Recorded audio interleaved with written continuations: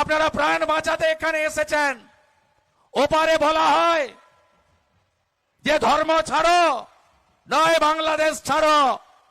রতন মজুমদার চাকরি করতেন সরকারি, বলল চাকরি রাখবে না ধর্ম পাল্টাবে। বেচারি গরিব মানুষ, বলল চাকরি রাখবো। তিনি হয়ে গেলেন কাজী শফিউল্লাহ। নোটারি করে আমাদের শেষ করে দিতে চায় ওরা। আমাদের জয় হরিবোল, হরে কৃষ্ণ, জয় শ্রীরাম, সনাতনের জয় শেষ করে দিতে চায় ওরা। 47-এ 33 ভাগ হিন্দুর বাংলাদেশ, আজকে 7%। 1951-তে 85%-এর হিন্দুর পশ্চিমবঙ্গ, আজকে 60%, 62% হিন্দু আমরা। আমরা যদি জোট না বাঁধি, আমরা যদি এক না থাকি, তাহলে আমরা আগামী দিনে দীপু চন্দ্র দাসের মতো, রতন মজুমদারের মতো আমাদেরও পরিণতি হবে।